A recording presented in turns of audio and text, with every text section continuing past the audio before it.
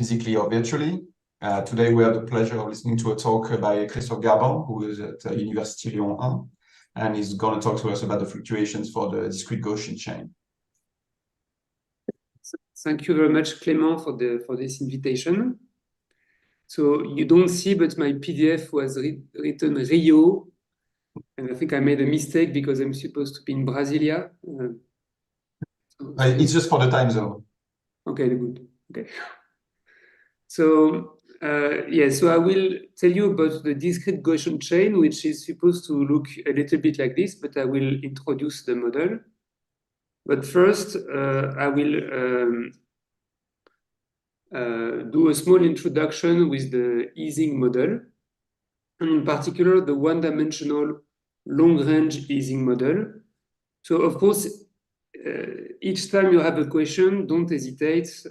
We are not too many, so it can be very informal.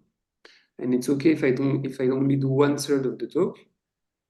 So before I motivate the one-dimensional long-range Ising model, let me recap things by defining the classical Ising model on a d-dimensional lattice, where maybe you've heard many nice results and stories about it.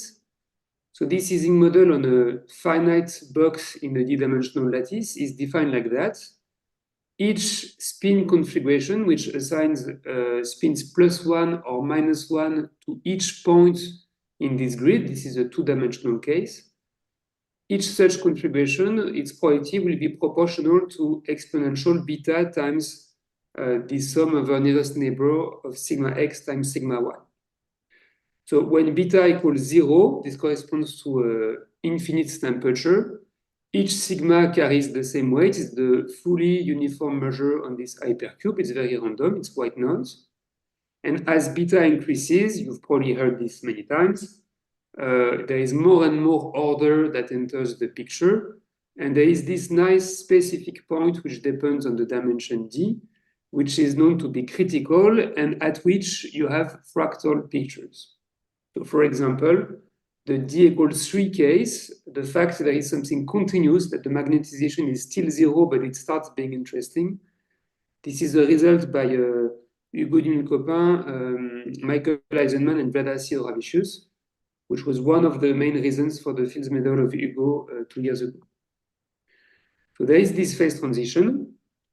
And in dimension 1, well, usually this is pretty boring. It's often an exercise in statistical physics course to say that dimension 1, there is nothing there, despite Ising, the name of Ising was his PhD subject about 100 years ago, and his theorem was to prove that there is no phase transition in dimension 1. So at the time, of course, there were less tools, but nowadays this is pretty boring, except if you equip the one-dimensional line with long-range interactions, in which case maybe suddenly you may start have again long-range ordering and phase transitions and things like that. So for 5 minutes or so, I will try to define what is this one-dimensional Ising model with long-range coupling constants, and also I will try to describe what is the phase diagram, the phase transitions of this model. So the state space now, as before, each point of the lattice carries a spin, and the lattice is just this one-dimensional line Z. The difference is that the Hamiltonian, the energy associated to each configuration, which one then plugs into the Gibbs measure. So maybe there I went a bit fast, but one way to see things is to either to see it like that or equivalently like this. You put a kind of Dirichlet energy to each spin configuration, and you penalize spin configuration according to this Gibbs measure. So here, in the long-range case, I want to have a little bit of the same type of Dirichlet energy, except the Dirichlet energy will take sigma I minus its neighbor sigma j squared, but also points that are really far from each other. It's just that the coupling constant, the interaction between these points I and j will decrease as I and j go to infinity at a certain speed, which I will keep calling alpha. So alpha will encode the speed at which, the polynomial speed at which the interaction goes to 0. So this model has been studied already for quite some time. So it started with, even though the dates are a little bit mixed up with the publication dates, but it started with Anderson and some of his collaborators. And the motivation, don't ask me too much, I'm not very knowledgeable there, but it was to understand the so-called Kondo problem in quantum mechanics. And Dyson tried to understand what's going on, and he proved in 1969 in a very influential paper that at least in a certain regime of alpha, I will tell you in the next slide, indeed there is a phase transition as you move the temperature for this long-range Ising model. And tau-less, the same tau-less as in Kosterlitz tau-less phase transition that I like and which will actually be relevant to this talk, tau-less made a striking prediction about this long-range model. Are there questions about the definition? I will make a simulation in a couple of slides.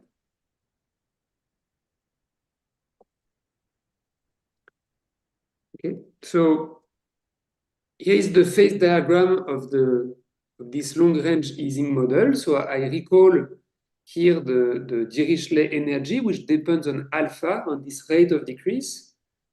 Configurations in a huge interval minus nn carry this Gibbs weight.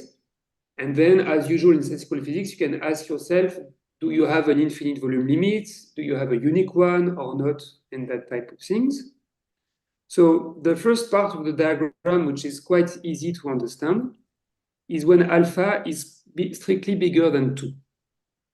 So in some sense, if I were in Brasilia with a blackboard, I could convince you, I hope I could convince you that alpha strictly greater than 2 means that if you have any I in Z here with the spin sigma I, these spins will not interact so much with the parts of the lattice that are far, and it's not too difficult to show that this behaves a little bit like a nearest neighbor Ising model.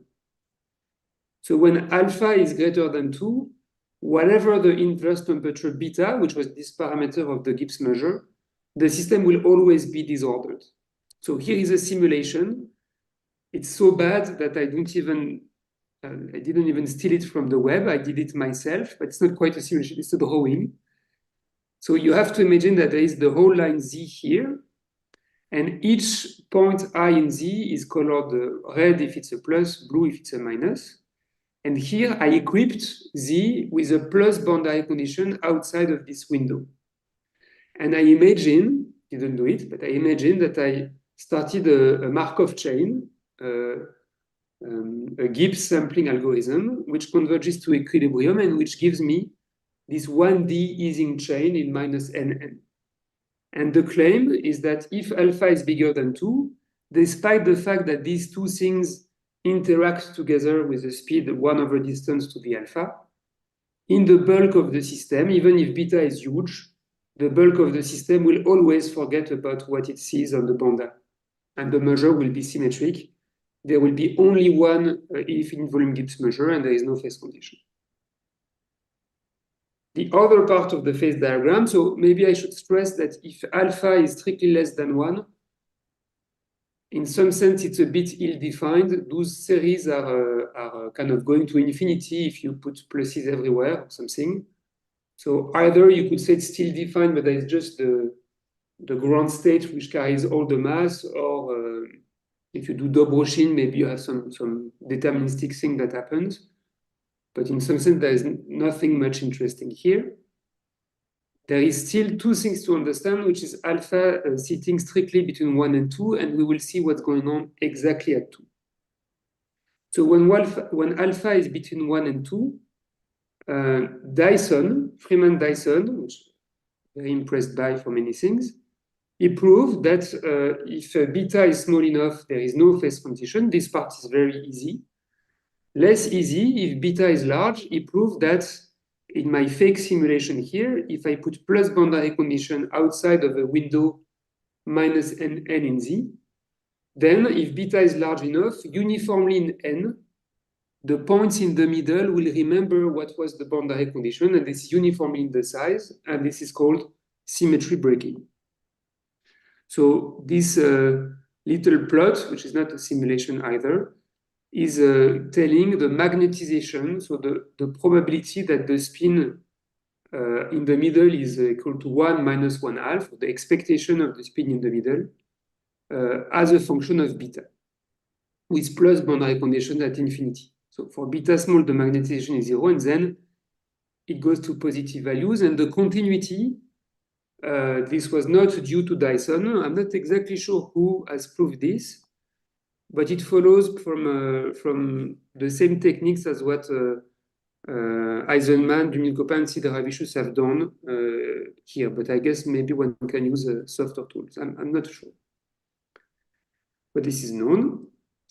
And the most interesting case maybe is when alpha is 2. So this is the critical point between this disordered and this ordered phase. And here, if you fix alpha is equal to 2, and you start raising beta, which means lowering the temperature, you will jump in a discontinuous way from a disordered phase suddenly to an ordered phase. So this is a kind of first order phase transition, though there is some disagreement on this exact definition, but at least the magnetization definitively jumps. And this is called the Thouless effect. This is Thouless which observed this, and described it a little bit like a topological phase transition.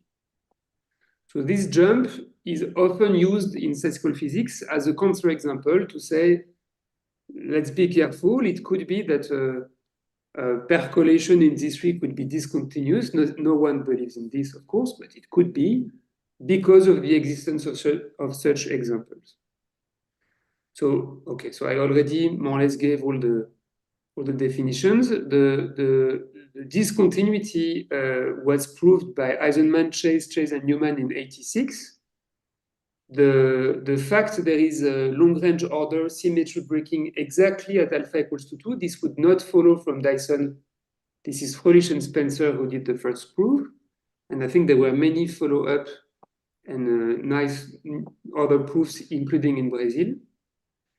And recently, with Dumil-Copan and Vincent Tation, we have a new shorter viewpoint on this Ising long-range chain. So now we'll move a little bit away from Ising. So can I ask a small question? Yes, sure. If you had a slowly varying correction to this exponent, does the picture stay the same, in particular at the critical point? Or so your question is if the coupling constant decays like 1 over distance squared and times a log R or something? Yeah, that's a tough one, Hubert. So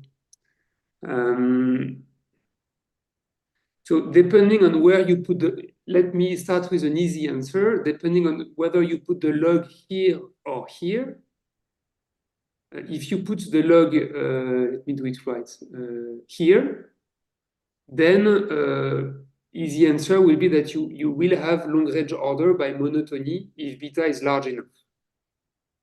That part is easy. If you ask me, but if your log, do you still have continuity or discontinuity? Then I'm more shaky. This I don't quite know. And now if you divide by log R, I don't know which power of this log will completely remove this phase transition, which I think was your question, probably. Yeah, no. I mean, I wouldn't know whether you have this jump for every power of log or if something happens.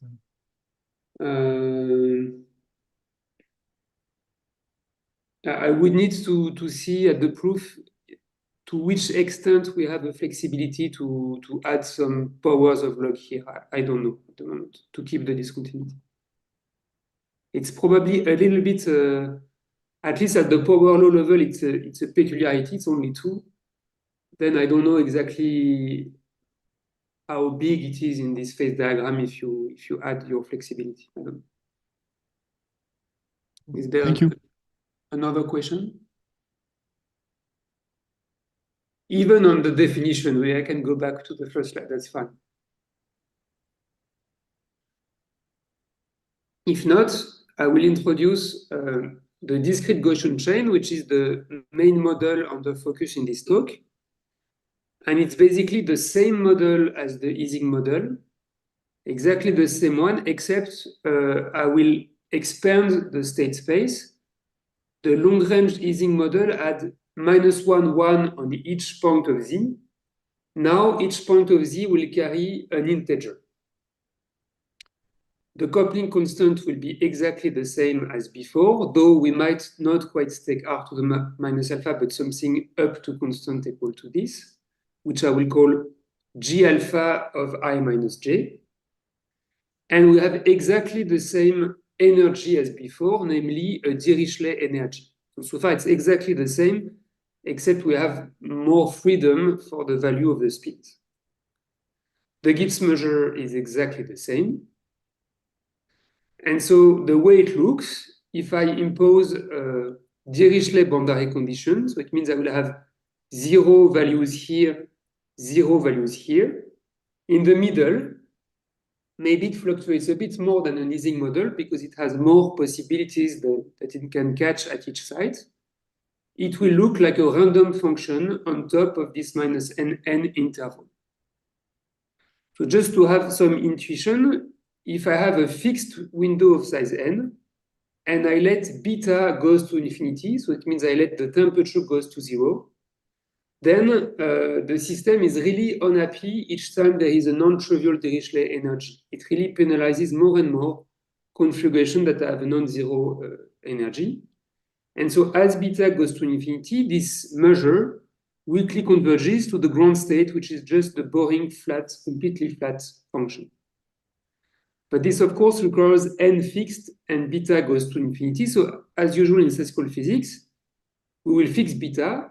We will also fix alpha, the rate of decay of the interaction between two spins. And we will ask yourself, how does it behave as the Dirichlet boundary condition flies to infinity? And the questions that are natural in this case, so of course, those are not simulations, they are still drawings I made myself. So either the system will be called localized, so it means as the Dirichlet boundary condition goes to infinity at fixed alpha and beta, the random function that you have stays tight. And that means you have a symmetry breaking. Where is the symmetry? In Ising, the symmetry is just plus minus 1. It's flipping the system. Here, the symmetry is the symmetry by acting by translation by z.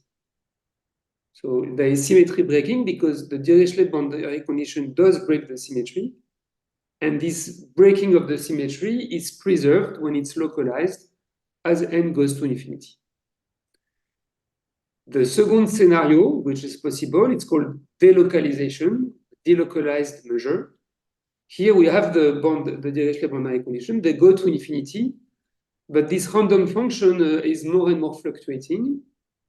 The way to code the difference is to say that in this case, the variance in the middle point stays bounded uniformly in n, while here, the variance of the middle point or any other bulk point, that's the same, this variance will go to infinity as n goes to infinity. So a roughening phase transition would mean that you fix alpha, like in Ising, you fix some rate of decay, and then you vary the temperature, you vary beta, and maybe you will transit from a localized phase at low temperature to a delocalized phase at high temperature. So that's the first question we will ask. We will then ask about what is the order of fluctuations. And maybe we'll ask, do we have an invariance principle? If we rescale this random function, does it converges to a Brownian motion or something? And if we succeed, can we spot the diffusivity constants in the limiting invariance principle? So that's I never know in English, the cahier des charges in French, what we want to do in increasing order of difficulty. So here are some motivations. So the first one is that this discrete Gaussian chain is supposed to represent the Dobroshin interface in a two-dimensional Ising model, which has the same kind of long-range interaction.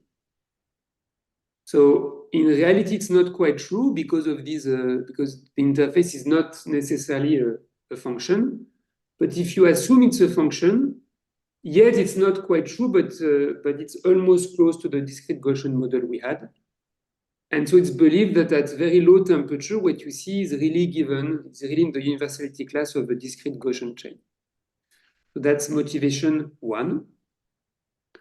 The second motivation is that, especially in the last few years, there was a big attention on proving localization versus delocalization of fields that are integer valued. So this is the case here. We have a field on top of Z, which takes its values into Z. If it were to take its values in R, I will have a slide about this, then it's much, much easier.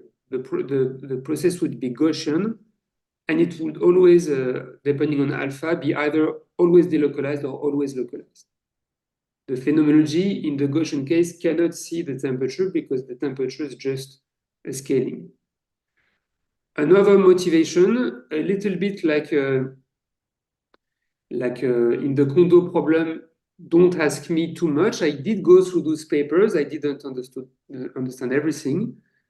But this is used in the Caldera-Leggett model for quantum motion with dissipative forces. So it's a bit reminiscent of the Polaron problem, which is maybe more well known in the quality theory. Another motivation is the boundary Sine-Gordon model. So the Sine-Gordon model is a little bit like a Gaussian free field, but it prefers to live close to the integers than close to the half integers. So it's a sort of continuous version of the integer value GFF, which I will maybe introduce later. And the last motivation, so those motivations, they are a bit vague because I didn't introduce all the tools. The last motivation is that when you look at a villain model, which is close to an XY model, which is a bit like an Ising model, but spins take their values in the unit circle S1, it gives rise to nice colored pictures like that instead of black and white picture with the discrete symmetry of Ising. There are some topological defects which are called vortices. And this present model has to do with forcing the vortices to live on one line. So it's describing the fluctuation of this gas of vortices, which is called the Coulomb gas, when they are restricted to live on one line.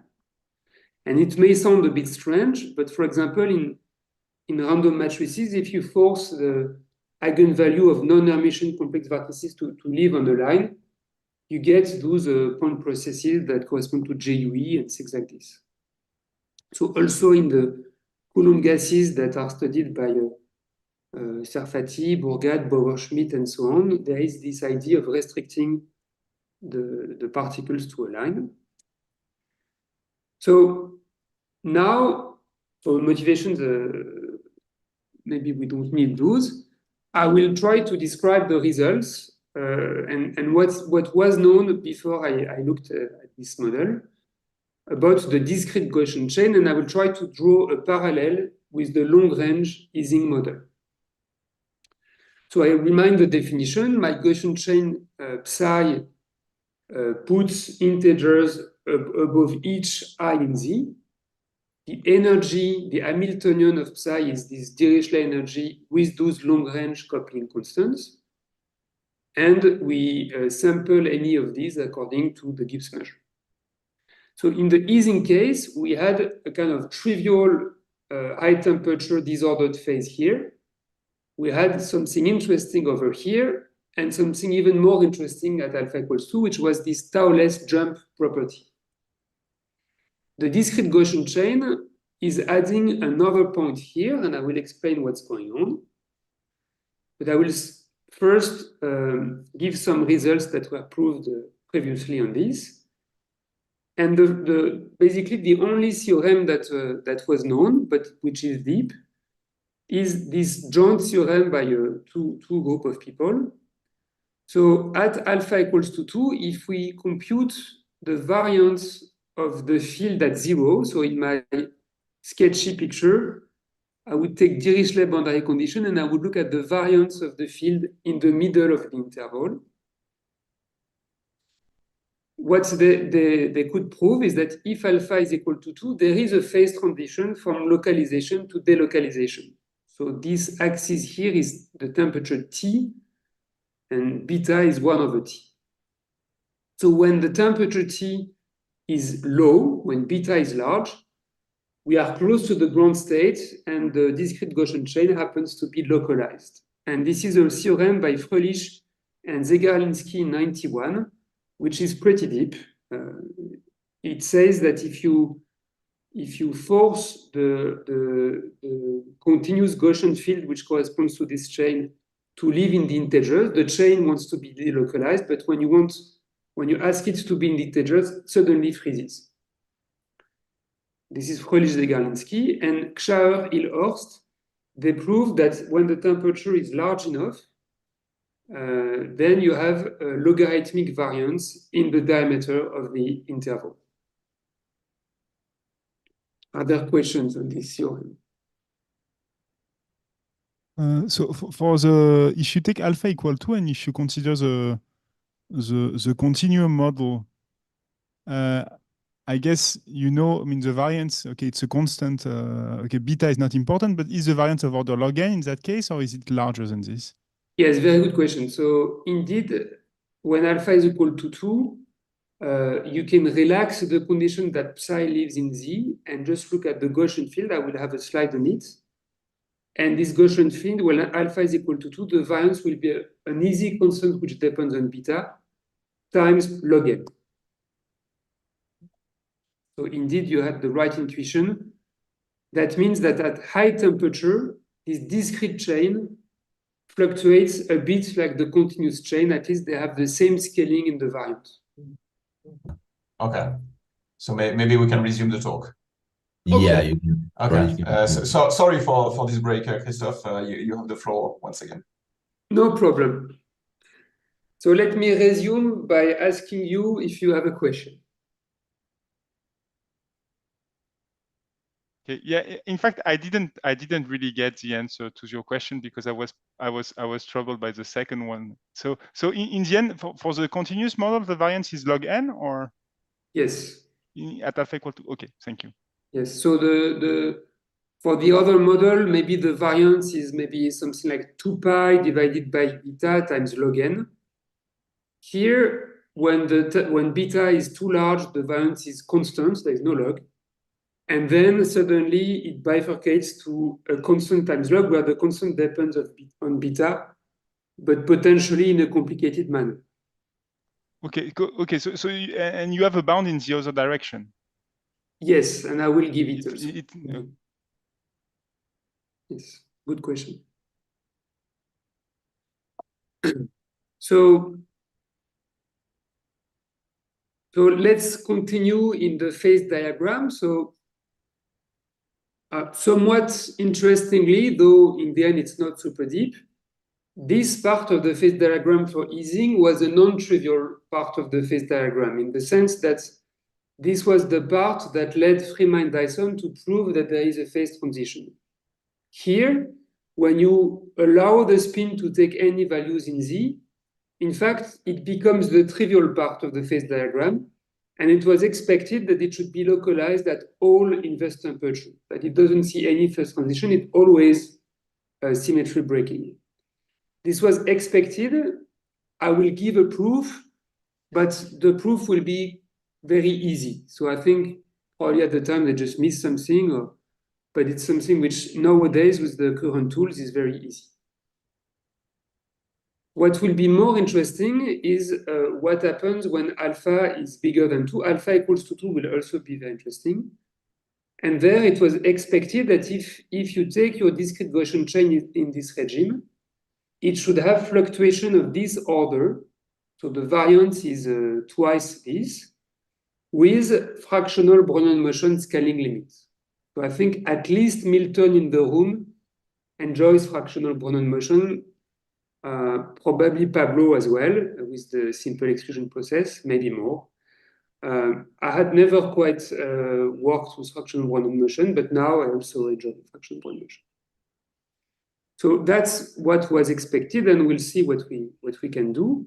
So notice that there is some something here that the Hurst index of the fractional Brownian motion, I will define, grows linearly, and then it stops, it saturates, and it's just Brownian motion.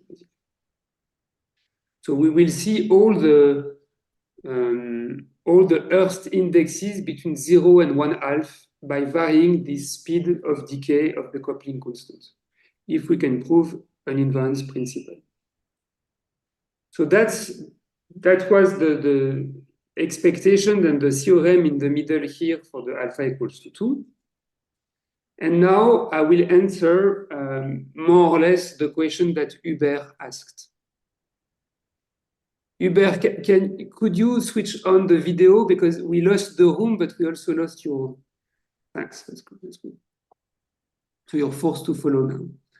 So why do we have something Gaussian, and where does the log n comes from? Maybe the log n, I will not quite be able to justify it in one slide. But if I relax the condition to be integer valued, and I just ask a R-valued field indexed by I and Z to have this Gibbs measure. Then if we look at this, okay, this is very bad. If we look at this, we recognize exponential minus a quadratic form, which takes as an input the field phi. This quadratic form, I wrote it like that to recognize a little bit more something like a GFF, something like a Gaussian free field, except usually in the Gaussian free field on ZD, the quadratic form would be sum over nearest neighbor in a d-dimensional box of phi I minus phi j squared, which is phi scalar product with minus Laplacian of phi. Here it's the same, but the Laplacian is a little bit different. It would be this one. I'm not sure my notation is very good, but it's called the fractional Laplacian. So if you wish, this is the generator of a random walk in Z, which may do long jumps. And maybe it's another place where we see why we take alpha strictly bigger than 2. Otherwise, it's not the generator of a walk, it's 2 diverging. So when I forget about Z and I relax, I allow potentially more fluctuations. I have a Gaussian field given by a quadratic form. And as we all do in our bachelor courses, a bit before, we know how to compute variances of Gaussian vectors. So the variance of the field, for example, at the middle, is going to be the inverse of this matrix at the origin point, which is the green function. So now you can just invert this matrix, for example, using random walks. There are long-range random walks, but still you can play with this. And if alpha is between 1 and 2, it's not too difficult to see, for example, using Fourier analysis or maybe other tools, that the random walk makes sometimes very long jump and is going to be transient. So when alpha is less than 2, that means that this Gaussian field is a little bit like a Gaussian free field on Z3.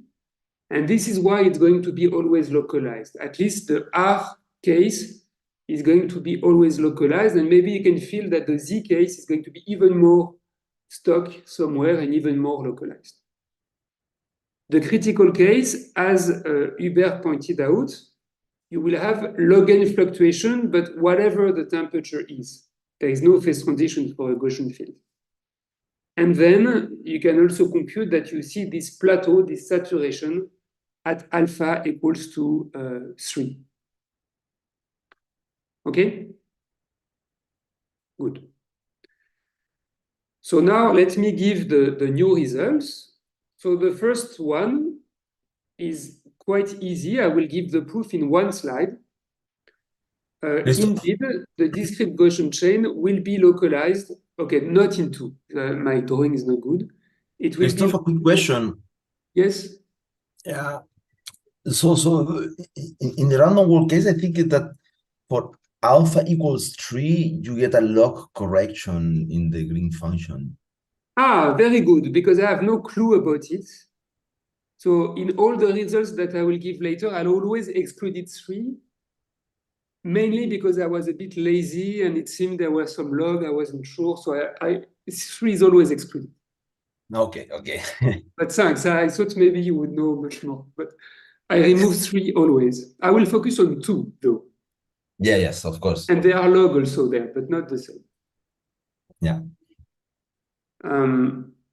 Okay, so why do we have this localization when alpha is strictly less than 2? This is due to the following lemma that I really like. So if you may remember maybe one thing from this talk, this could be this easy lemma, which says the following. If you take a Gaussian random variable here, the standard one, or a sigma carré variance, same. And now you condition this random variable, this Gaussian random variable, to be integer valued.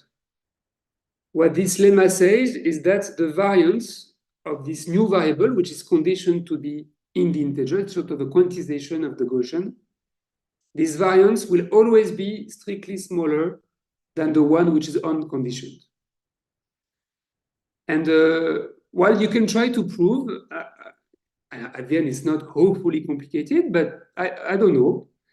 I don't know a completely straightforward proof, because if you write it naively, like this numerator divided by this denominator, I'm not sure it's very easy to compare this with the ratio of integrals that give the variance. So the only proof I know is, I know 2, but they are not completely trivial in both cases. And this little inequality generalizes to any Gaussian vector. And it's always the case that when you restrict a Gaussian vector to live on a lattice, you will lose on your variance. Okay, so an immediate corollary of this lemma, which I call G-libre, because it follows from a G-libre inequality, is that the variance of the discrete Gaussian chain is smaller than the variance of the continuous one. But the continuous one is just the green function of this long-range walk. It's explicit. And so it will be localized whatever beta when alpha is smaller than 2. Good? Milton is scratching his new haircut, but I take this as a yes.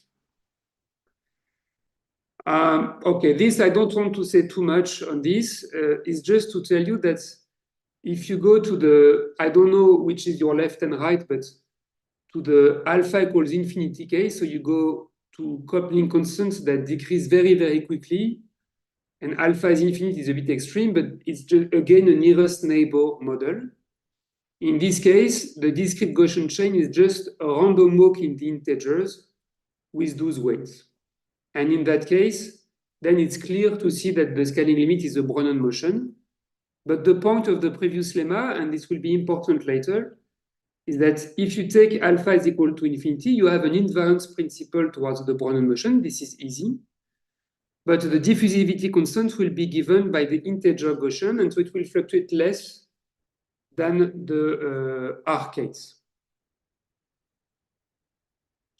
So even in the scaling limit, even in the invariance principle, because of this, the limiting Brownian motion fills the integers because it will have a diffusivity constant which will be smaller.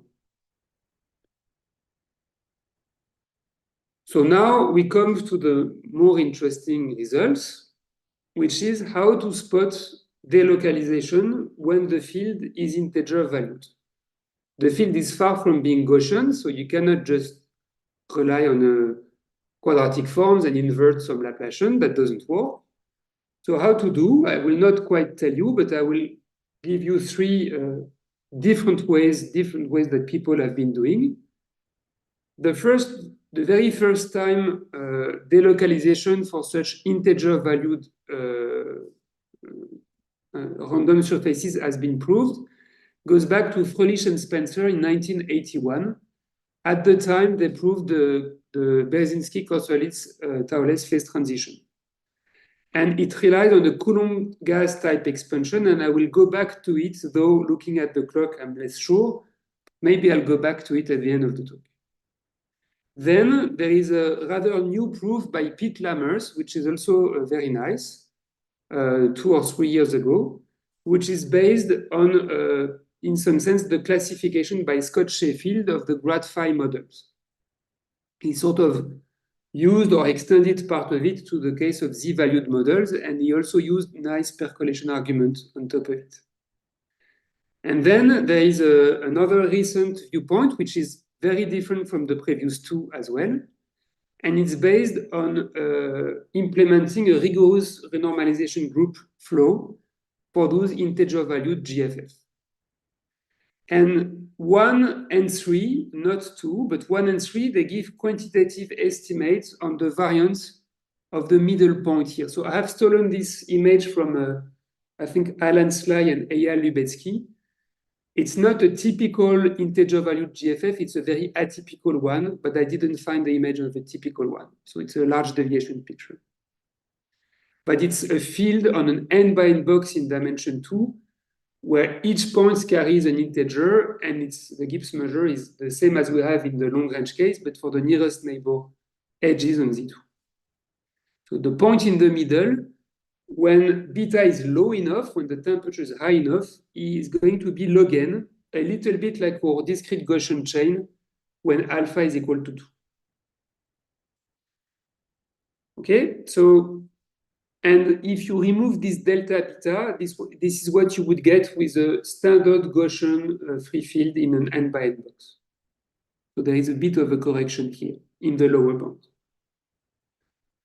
So with Avelio Sepulveda, so I will not spend much time on this result here, but I think this is maybe what Avelio talked about in this seminar 2 months ago. So I wanted to make a small link with what he, I think, talked about. So 2 years ago, we could show that the maximum of the integer valued GFF, but also the variance, any natural quantity that you may look on this integer valued GFF, is going to be strictly smaller uniformly as n goes to infinity as anything you would get if you have a RGFF.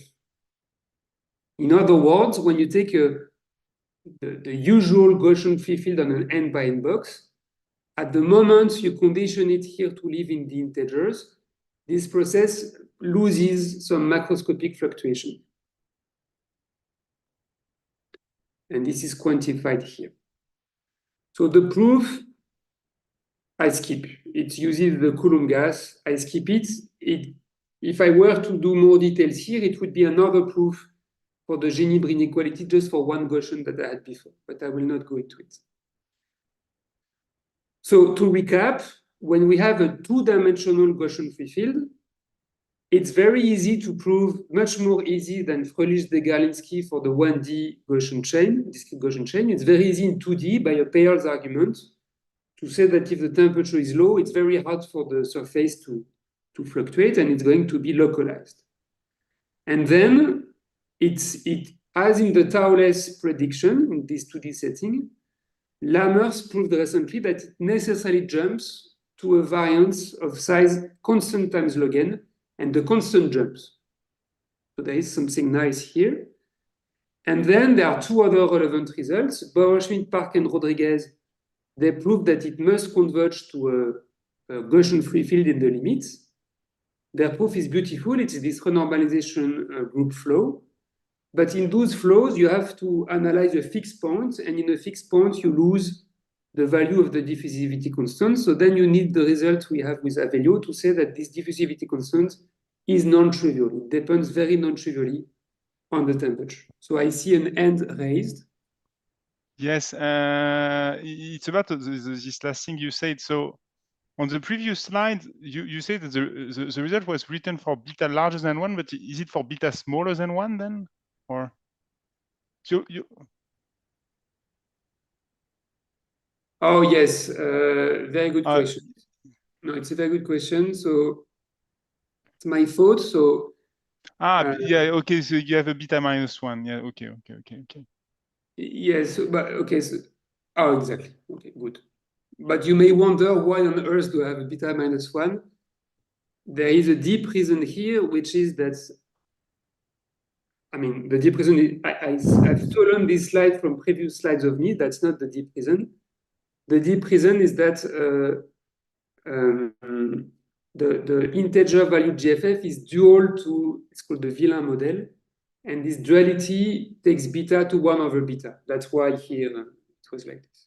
But yeah, very good point. I thought I had gone quickly enough through the slides that it would not be visible, but okay, there. So, good.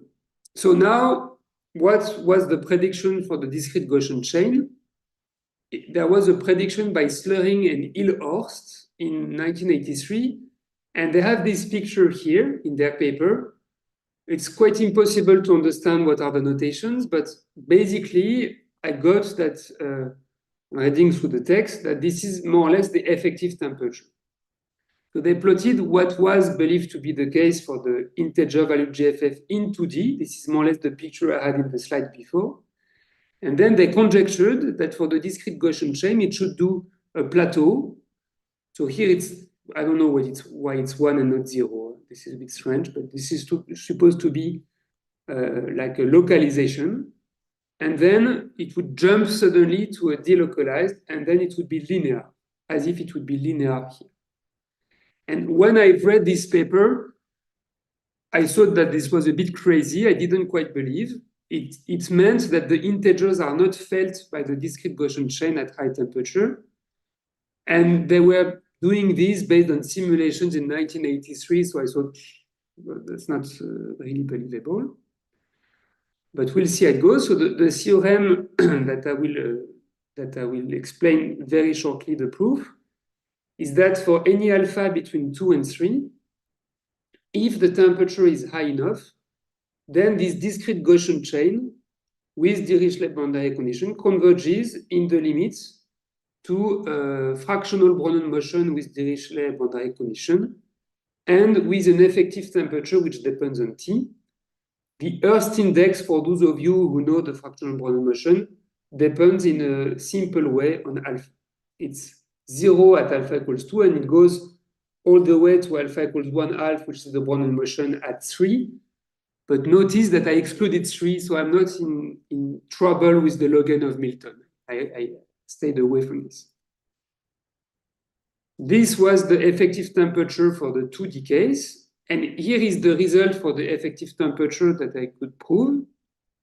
So when alpha is equal to 2, I could prove that indeed this Slering-Ilhorst prediction was true. The effective temperature doesn't see the integers. So in other words, when you condition the discrete Gaussian chain to live in the integers and you look at it from far away, you cannot make the distinction with the R-valued field. So despite this Ginibre kind of reducing of variance locally, the global picture is untouched. And in alpha equals to 2, there is something a bit violent happening. It's exactly like the GFF, but then I don't know what to do in between. Then it jumps to the localized phase, which is 0 effective temperature. If we now believe Slering-Ilhorst, it should go linearly all the way, and then suddenly jump to 0 with potentially at the critical point something in between, and there is a physics argument for this. When alpha is in between 2 and 3, I could prove only this high temperature case, but I conjecture that the linearity should hold all the way to T equals 0. But this I don't know how to do. So now I should ask the chairman how much should I talk, because maybe I could, yeah, I don't know. It's 6. Well, I mean, there was a slight interruption, so so I guess you can carry on for maybe 5 or 10 minutes. Okay, thanks. Maybe I'll try to do just 5, because probably some of you wanted to leave at 6. Sure. Try to be short. So, well, maybe I will not spend too much time on how we prove things. So these 2 slides are there to tell you what Fröhlich and Spencer have been doing. In some sense, what they've been doing is they wrote the partition function of the integer value GFF by writing it as a GFF and then working on the meaning of forcing the field to live in the integers. And they sort of wrote the sum of Dirac point masses in Fourier, which led them to analyze the Coulomb gas. But probably this I wanted to spend some time, but there is no point in 5 minutes, so I switch, I skip. So the main idea of the proof at the beginning was to try to use Fröhlich-Spencer, to use a Coulomb gas expansion in this one-dimensional case with long-range interaction.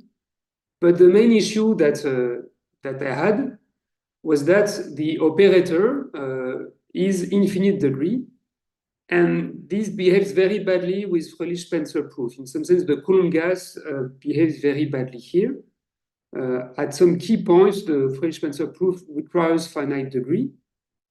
So in a few words, what I relied on is a famous trick which goes back in analysis to Caffarelli-Sylvestre, where they are interested in exactly those type of fractional Laplacians in the continuous world. And for similar reasons, but not at all Fröhlich-Spencer or Coulomb gas, other reasons, they struggle with an operator which is non-local. So what they did, this was done before in probability, but this idea to have a non-local operator and to make it local by extending the dimension that was, I think, Caffarelli-Sylvestre, they went to dimension d+1. So in our case, it's just 1 + 1. And in dimension d+1, they use a kind of probability called a diffusion in Rd+1, whose trace on Rd is described by this non-local Laplacian. So in our case, if we have Z at the bottom here, and if we use a random walk in this upper half plane, and we wait for this random walk to be back first time it exits, then it's an easy random walk computation to see that the probability to go from I to J scales like 1 minus J to the -2. In other words, it's alpha equals to 2. So what is the idea?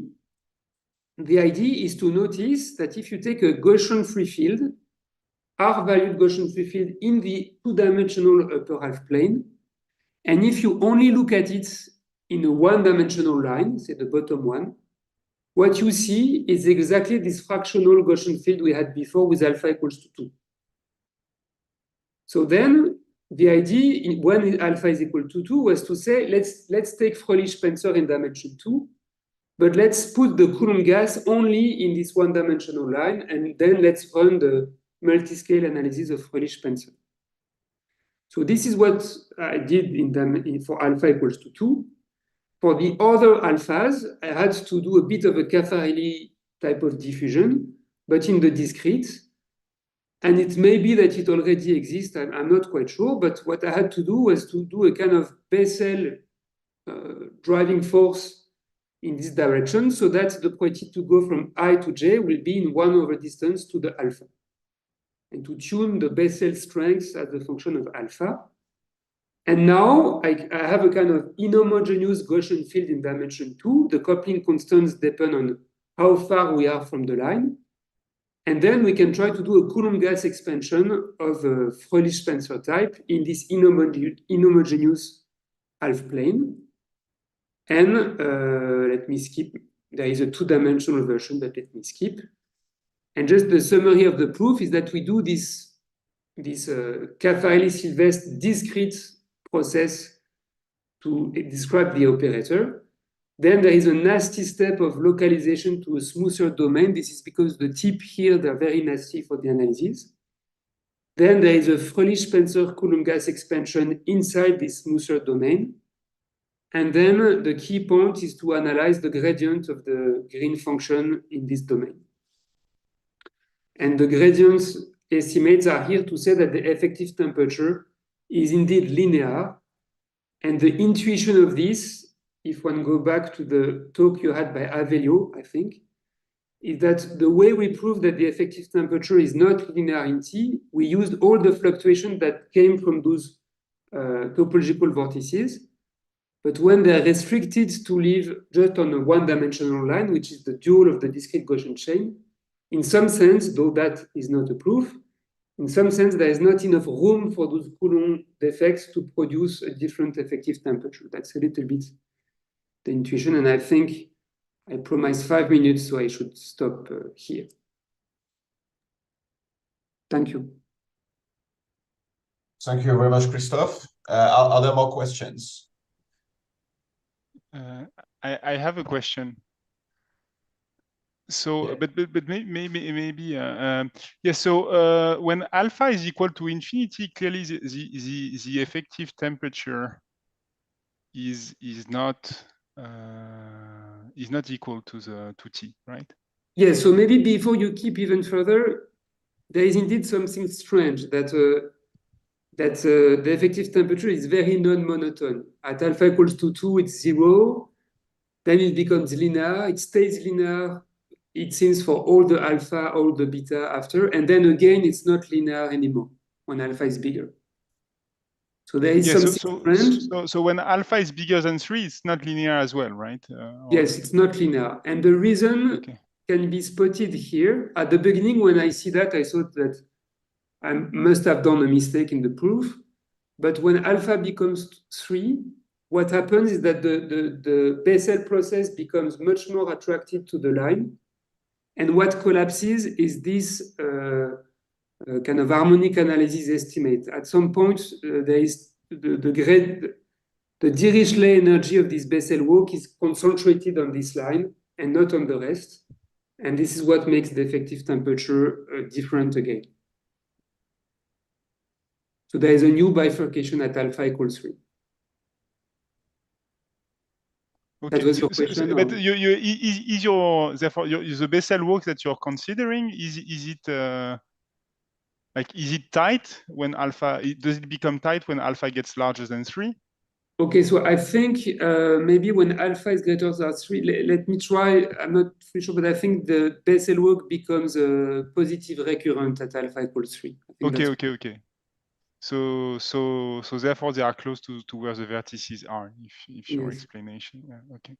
And in fact, at some point, I needed some estimates on the random walk with those fractional generators, and I actually used a very nice paper by Milton and I think Violetta, and I think there were 2 other co-authors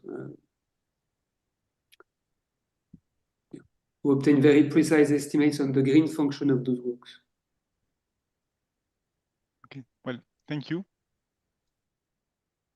Any other questions? Sure. So when you use this Bessel process to model this thing, for alpha equals 3, you get a Bessel process which becomes recurrent depending on the constant that you put on the drift, right? So the drift should be something like constant divided by n, and then depending on c, you get recurrence and transients. Are you talking about this 2D Bessel process or the long-range random walk? The 2D Bessel process. At alpha equals to, you mean depending on the constant, it will be either positive recurrent or not? Exactly. Okay, I see. And so maybe, so I don't know if that hints into the fact that maybe there is another phase transitions hidden there. Yes, that could well be. That would be nice. I don't know about this, but that could, if there is a subtle phase transition on which I didn't give any detail here, but on this analysis part of the story, then yes, maybe at alpha equals 3, again, there is another phase transition. I try to stay as much as possible away from alpha equals to 3, but